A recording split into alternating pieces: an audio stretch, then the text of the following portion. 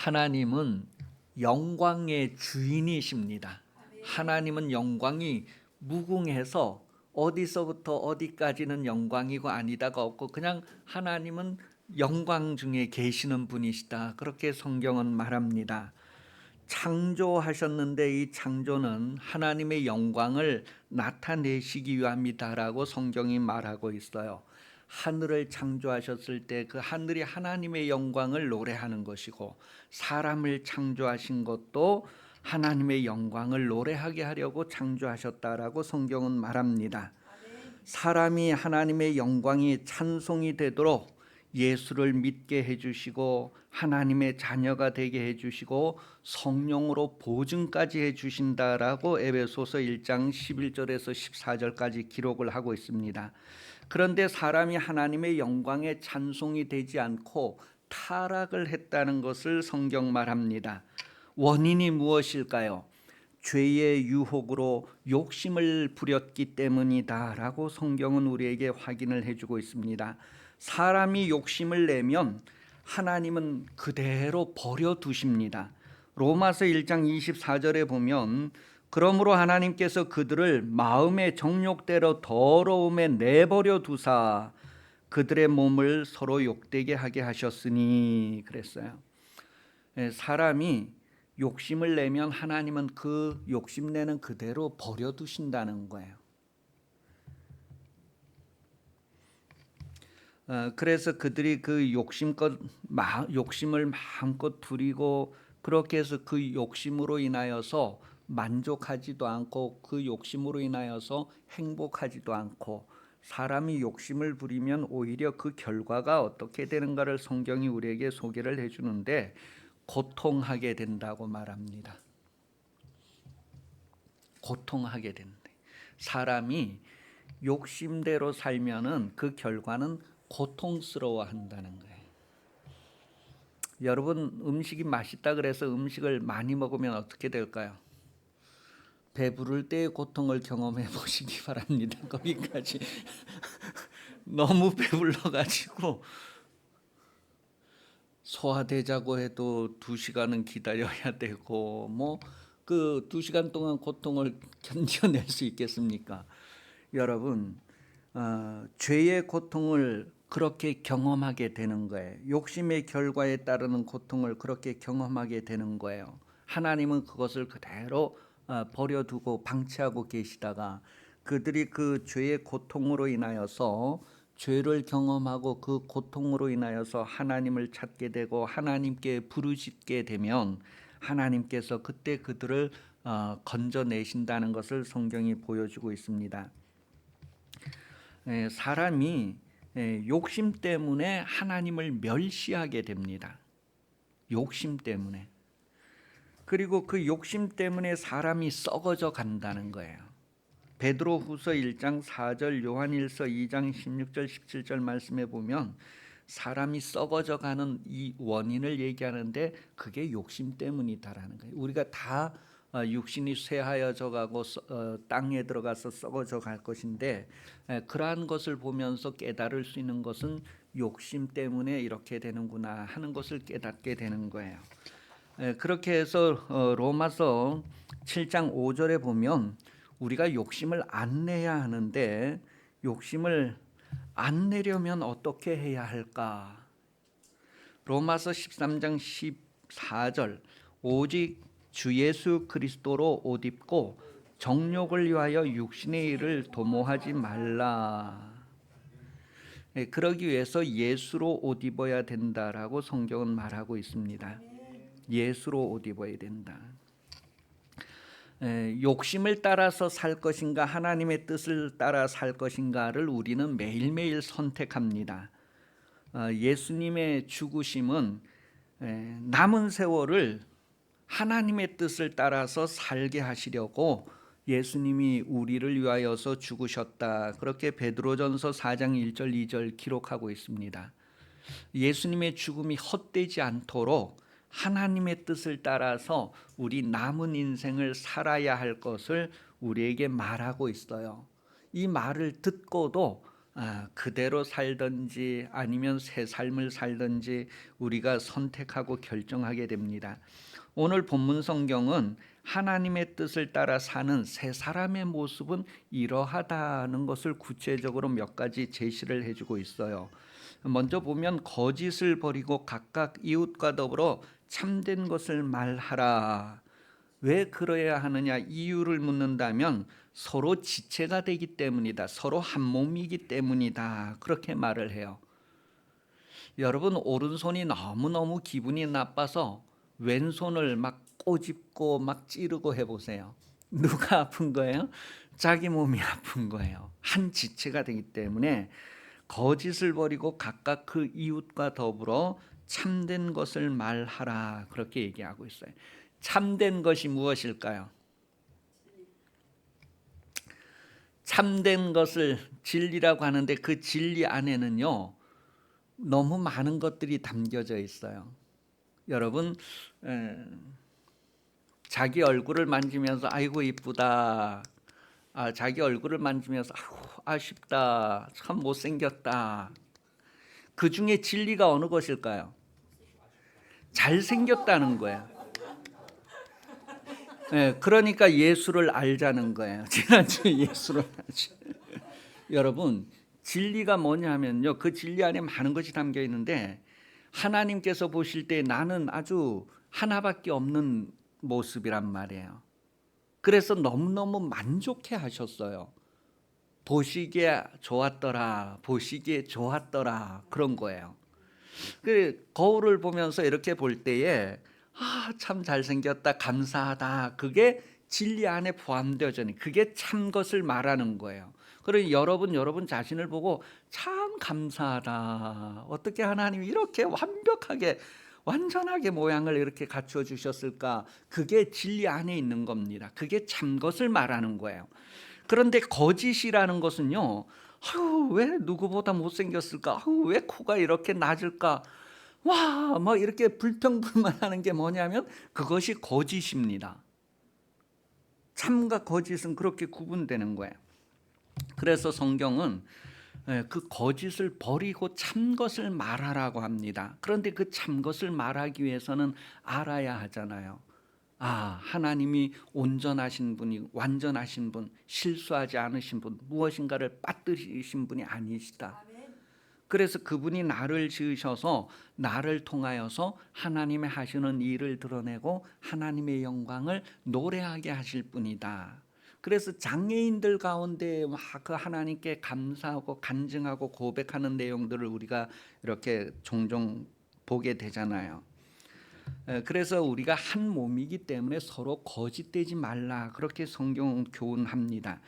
거짓은 마귀에게서부터 시작되었다고 요한복음 8장 44절이 말을 하고 있어요. 그리고 이 마귀라고 하는 그 말의 의미가 무엇이냐면 분리자라, 나누어지게 하는 자다, 쇠기, 그런 의미예요. 옛날에 나무를 이렇게 톱질해서 켤 때 긴 나무를 켤 때는 시작하고 나서 틈이 생기면 거기다가 이제 이렇게 쇠기를 박아요. 그래서 이렇게 계속 톱질을 할 때 이 톱이 끼이지 않고 잘 되도록 쇠기를 계속 이렇게 박아주는 건데, 이 막이라고 하는 단어의 의미에는 그런 쇠기의 의미가 있어요. 그 틈 났을 때 그 틈을 더 벌리고 이렇게 갈라지게 하는 쇠기 박는다, 그런 의미예요. 그래서 분리시키는 거예요. 그러니까 마귀는 우리의 육신과 영혼을 분리시키고 우리의 영혼과 하나님 사이를 분리시키는 일을 하게 됩니다. 그래서 거짓은 바로 그렇게 분리되는 것이라는 것을 말하는 거죠. 그래서 이 거짓을 버리라고 했을 때 그 버리라고 하는 말의 의미가 뭐냐 하면 옷을 벗어버리는 것처럼 이렇게 벗어버린다, 감옥에 가두어 버린다, 그런 의미가 바로 벗어버린다는 거예요. 그러니까 여러분 거짓의 옷을 벗어버린다, 이 거짓을 완전히 감옥에 가두어 놓는다, 그런 의미란 말이에요. 사도행전 7장 57절에 58절에 보면 성 밖으로 내치고 돌로 칠세 증인들이 옷을 벗어 사울이라는 청년의 발 앞에 두니라, 스데반 집사 돌멩이로 때려 죽이고 뭐 그러는 내용 나오는 동네 이야기입니다.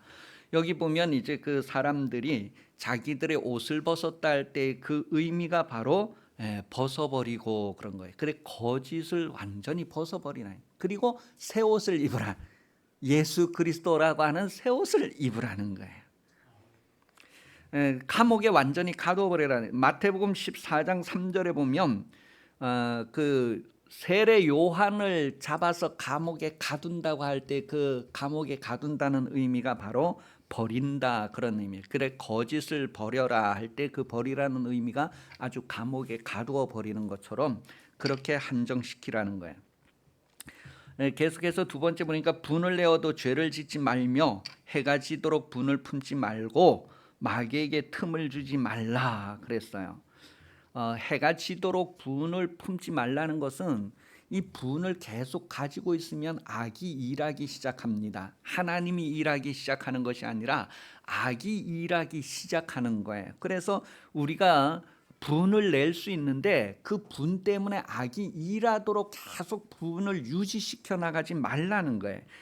분을 냈다가도 바로 분을 털어내라는 거예요. 그래서 신명기 24장 15절에 보면요.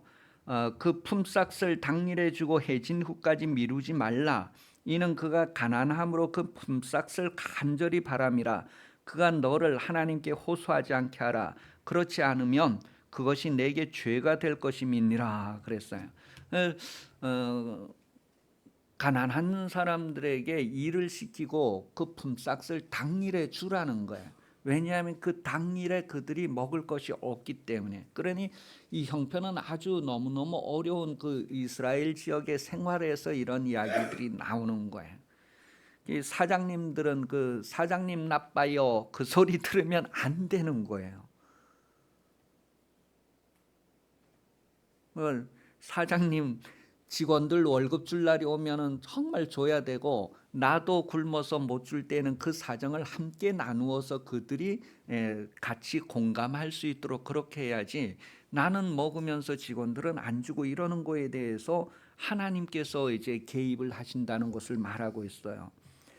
그래서 분을 내어도 죄를 짓지 말라고 권면하고 있어요. 다시 말해서 마귀에게 틈을 주지 말라는 거예요. 마귀가 역사할 수 있는 그런 기회를 제공하지 말라는 거예요.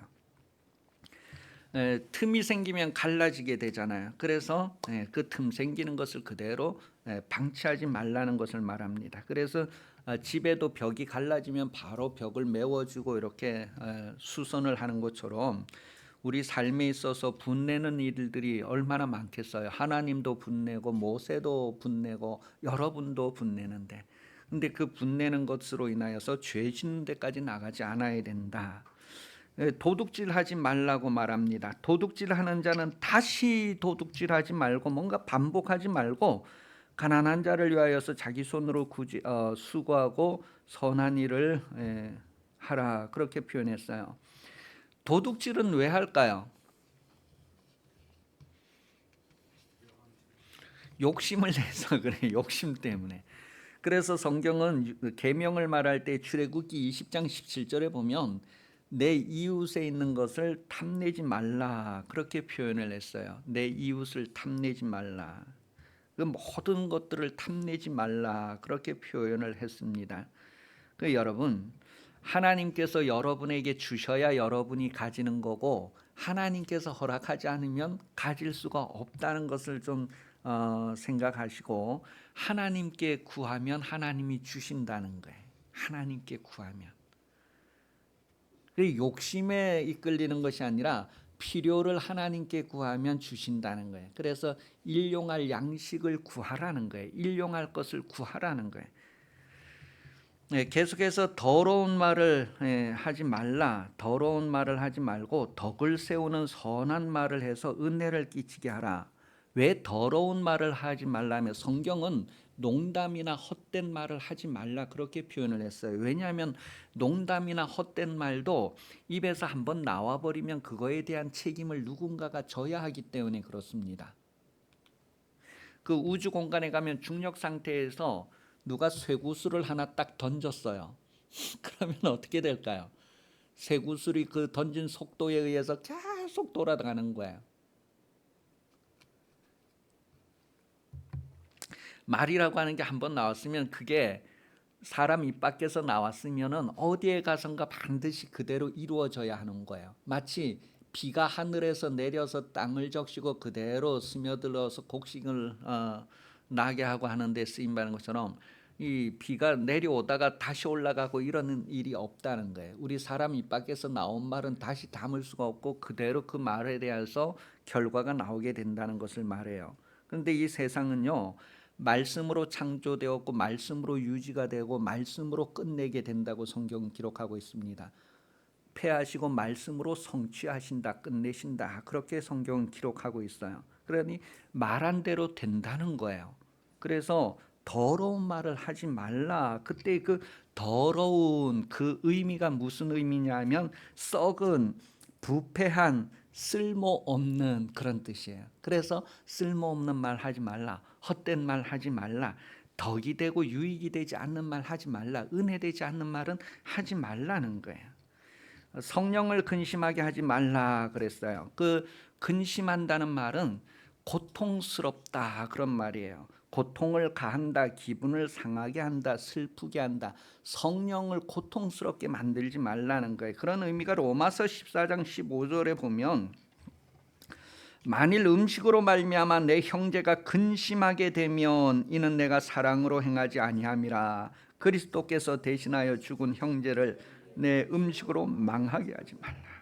그때 그 근심하게 한다, 이게 뭐냐면 고통을 가한다, 기분을 상하게 한다, 슬프게 한다, 그런 의미예요. 여러분, 성령이 많은 이유 때문에 근심하게 되고 슬퍼하고 고통스러워하실 거예요. 그 이유 중에 몇 가지를 말씀드리면 여러분의 고집 때문에 성령이 근심하십니다.